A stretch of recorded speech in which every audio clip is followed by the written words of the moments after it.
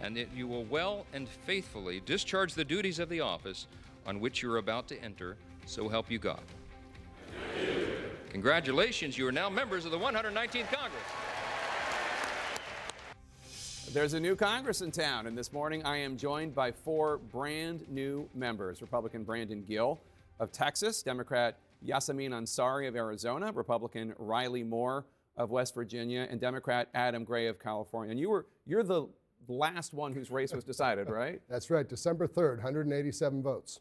Landslide. So anyway, welcome one and all. Glad to have you here. Let me start with you, Congressman Gill. Your conference has had, I wouldn't call it the most difficult time electing a speaker because it was on the first ballot, but we didn't know how it was going to turn out at one point. Are you worried at all, especially with Trump saying he wants this huge reconciliation package with tax cuts, energy policy, border policy in one big bill? Are you worried at all that any disagreements in your party could derail the president's agenda? Not at all, and I think the amazing thing is we elected Mike Johnson unanimously within conference. We elected him on the first vote the other day. The Republican conference is unified behind the Trump agenda right now. We're unified behind wanting to end the chaos that Joe Biden and the Democrat Party have unleashed on this country. That's chaos at the border, where they're facilitating the largest sex trafficking operation in the world right now at our southern border. That's chaos with drug cartels coming into our country, where Joe Biden and the Democrats have given them virtual carte blanche to operate with impunity, murdering and raping and slaughtering American citizens. We want to end the chaos in our economy, where Democrats have seen prices go up 20% over the past 4 years, while at the same time Democrats want to hamstring domestic energy production. We want to end the woke chaos that they have unleashed on this country, saying that boys can become girls, that girls can become boys, that boys should be in girls' sports, and that boys should be in girls' locker rooms.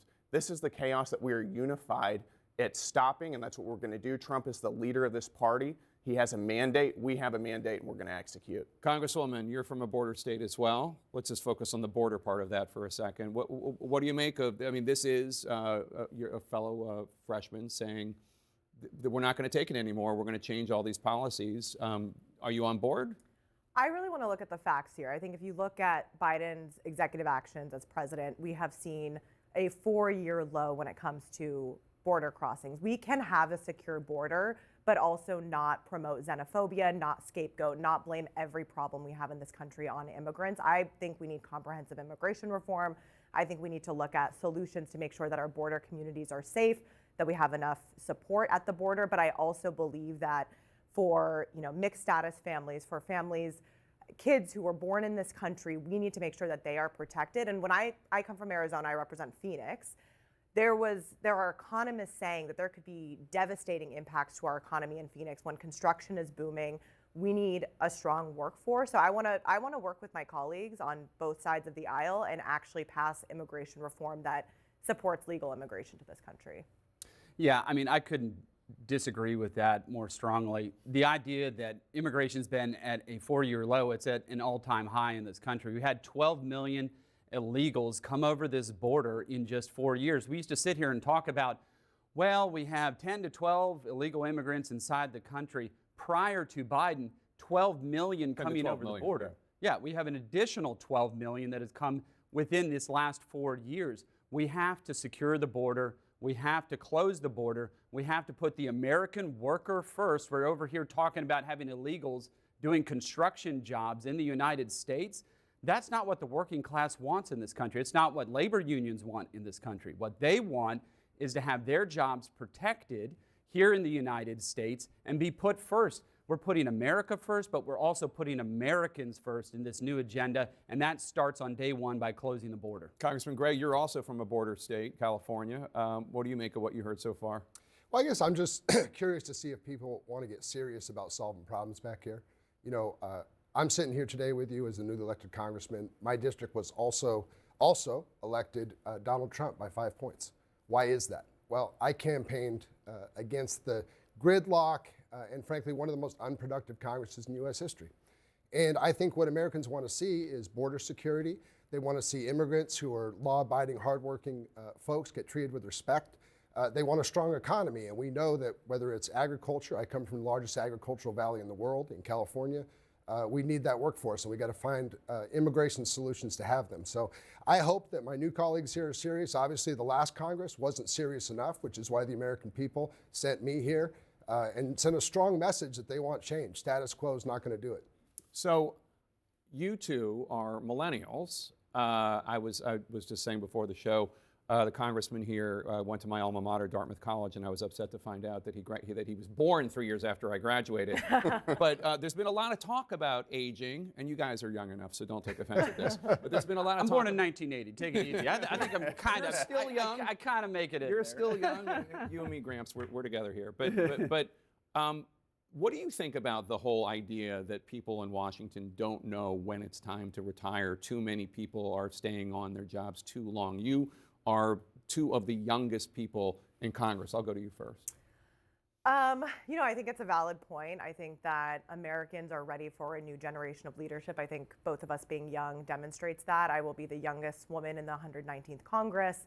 And I take that very seriously. The issues that I have always focused on, I used to be a Phoenix City Councilwoman and Vice Mayor, worked on issues like housing affordability, climate policy, and transitioning to clean electric energy, you know, talking about reproductive freedom. These are issues that young people have said loud and clear are important to them.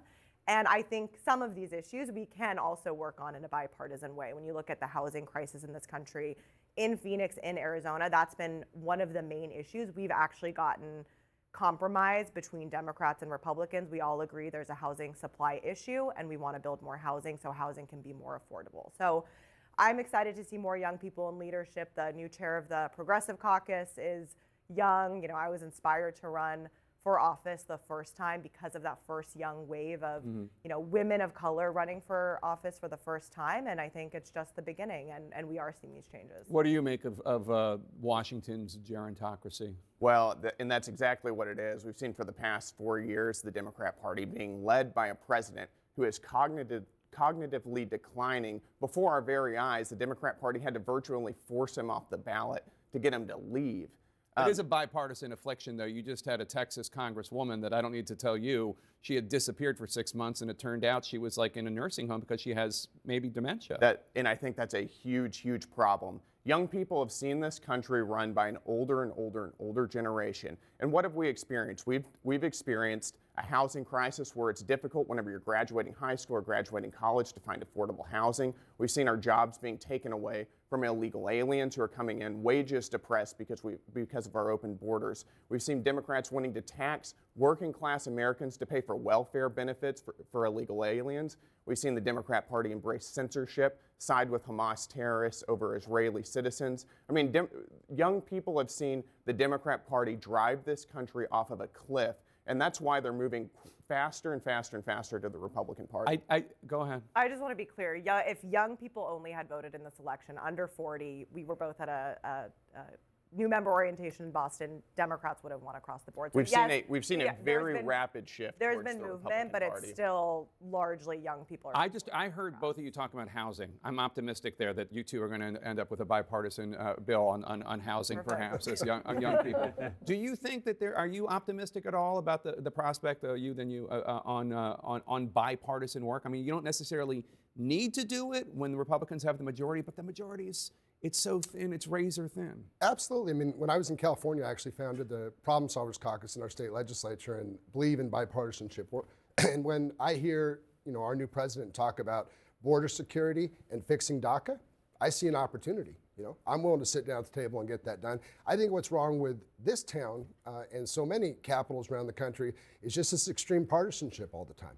You know, there are plenty to point at on the far left and the far right. That's a lot of nonsense. We got to move beyond that, get together, get things done, deliver results, not rhetoric for the American people. The gentleman from West Virginia has the final word. Yeah, look, I think perhaps there could be some mutual points of intersecting interest on issues like border, which I think is great. But just to be clear, my constituents have sent me here to this town not to work with Democrats, but destroy their agenda over the last 4 years that has crushed this country, the American dream, and the American worker. That's what I'm here to do. But if there are some issues like the border, child tax credits, pro-family issues that we can work on together, I think that's wonderful as long as we're putting America first. All right, you know, good luck to all four of you. Congratulations, and come back soon. Thank you. Good to have you here. Thank you very much.